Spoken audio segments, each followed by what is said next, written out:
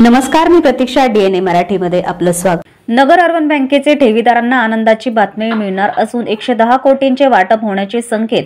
5 लाखांपुढील ठेवी असणाऱ्या ठेवीदारांना ठेवींच्या प्रमाणात 50% रक्कम मिळणार असल्याची माहिती नगर अर्बन बँक बचाव समिती यांच्या वतीनं घेण्यात आलेल्या पत्रकार परिषदेत देण्यात आली. यावेळी राजेंद्र चोपडा, राजेंद्र गांधी, DM कुलकर्णी, मनोज गुंदेचा, ॲडव्होकेट अच्युत पिंगळे, विलास कुलकर्णी आदींसह ठेवीदार मोठ्या संख्येने उपस्थित होते.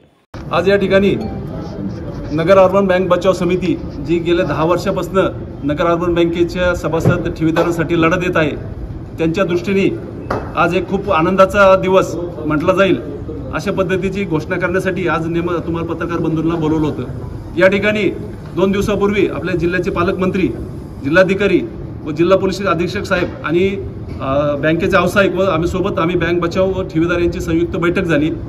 त्या बैठकीत व्यावसायिकांनी दिलेल्या माहितीप्रमाणे बँकेचे जे 5 लाखाच्या आतले ठेवीदार होते त्यांना DIGC मार्फत म्हणजे विमा कंपनी मार्फत 379 कोटी रुपयांचं वाटप झालं आणि जे DIGCने पैशाचं वाटप केलं ते बँकेने त्याची परतफेड सुद्धा केली. ही सर्वात महत्त्वाची गोष्ट आहे, कारण जोपर्यंत DIGCचा पैसा परत जात नाही तोपर्यंत इतर ठेवीदारांना पैसे देता येत नाही. आता DIGCचे 379 कोटी रुपये बँकेने दिल्यामुळे आता बँकेकडे जी गव्हर्नमेंट सिक्युरिटीजमध्ये गुंतवणूक आहे 163 कोटी रुपयांची, त्यामध्ये काही तरतुदी वगळून 110 कोटी रुपये ठेवीदाराला वाटण्यासाठी म्हणजे 5 लाखाच्या पुढचे जे ठेवीदार आहेत त्यांना वाटण्यासाठी उपलब्ध आहे बँकेकडं.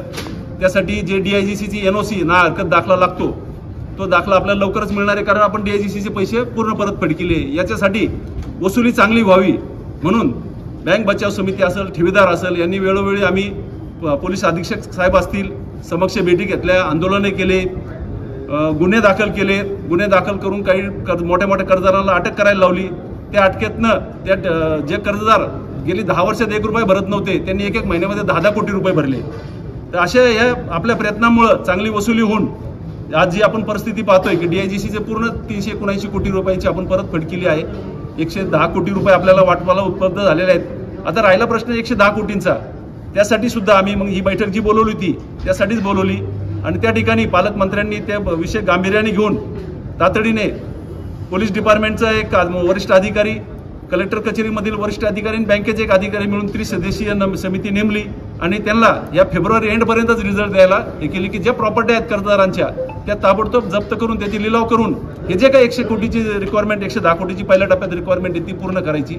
आणि यासाठी बँकेचं जवळजवळ 900 कोटींचं येणं बाकी आज कर्जदारांकडे. म्हणजे तुम्ही परिस्थिती लक्षात घ्या किती चांगली आहे. 900 कोटी रुपयाचं येणं आहे आणि देणं फक्त 110 कोटी रुपयाचं राहिलेलं आहे.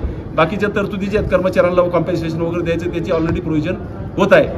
तर अशा पद्धतीने जे बँक बचाव समितीने जो लढा चालू केला होता, पहिला बँक वाचवायचा प्रयत्न केला आपण, परंतु तेच संचालक पुन्हा बँकेत सत्तेवर आले, त्यांनी पुन्हा भ्रष्टाचार केला.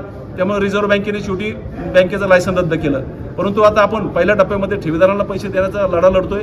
त्यानंतर ही बँक पुन्हा कशी चालू होईल या दृष्टीने आम्ही आता नियोजन करत आहोत. त्याचे काही तांत्रिक बाबी आहेत, त्याच्या काही गोष्टी आहेत ते पूर्ण करू, सरकारशी विनंती करू आणि त्याप्रमाणे पुढची लढाई आमची ही बँक चालू करण्याची राहील. नगर अर्बन बँकेसारख्या बँकेच्या ठेवीदारांचे पैसे मिळण्यासाठी ज्या गैरपद्धतीने कर्ज वाटप व भ्रष्टाचार झालेल्या त्या वसुलीसाठी बँक बचाव समिती काम करीत आलेली आहे.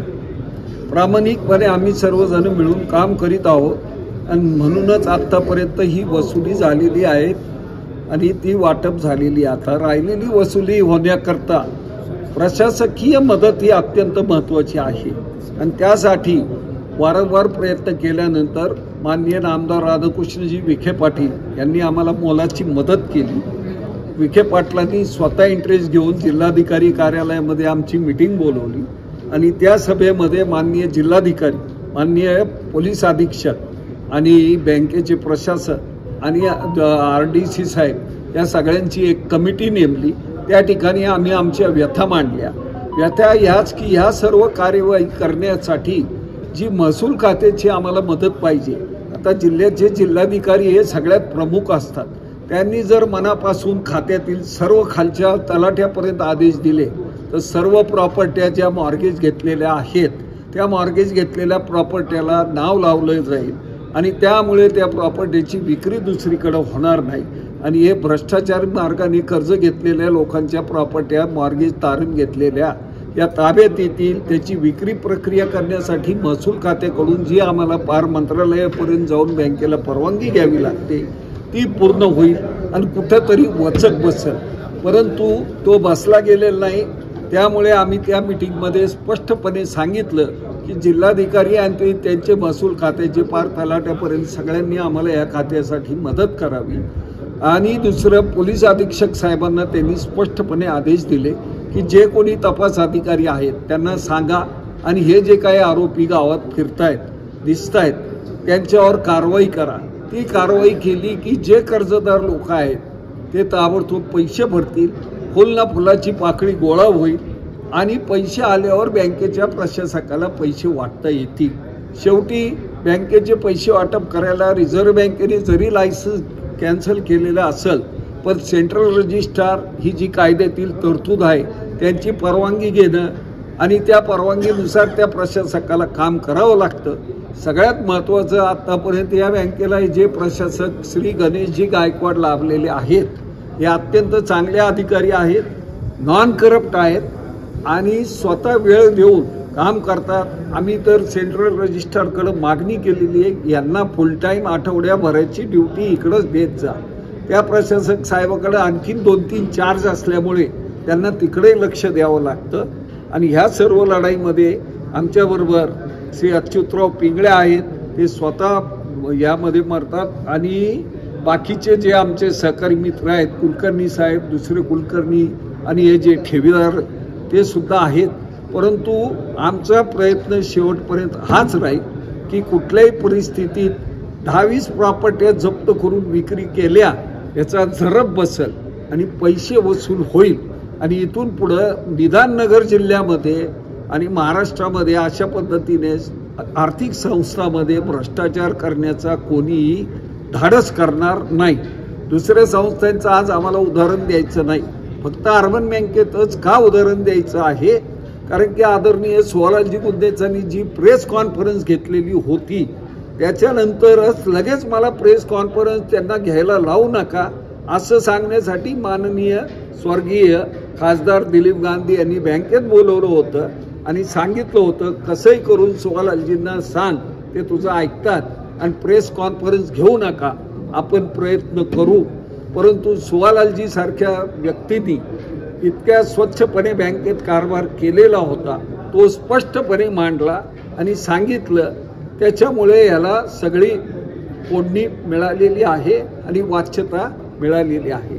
आपल्या माध्यमातून सरकार दरबारी आणि मुख्यमंत्र्यांना सध्याचे देवेंद्रजी फडणवीस यांच्याकडे गृहखातं आहे. आमची सगळ्यांची अपेक्षा स्पष्टपणे ही आहे की त्यांनी खालच्या सर्व अधिकाऱ्यांना आदेश देऊन यावर तात्काळ कारवाई करण्यासाठी आदेश द्यावेत, म्हणजे कारवाई होईल आणि पैसे वसुलीला मार्ग मोकळा होईल. धन्यवाद.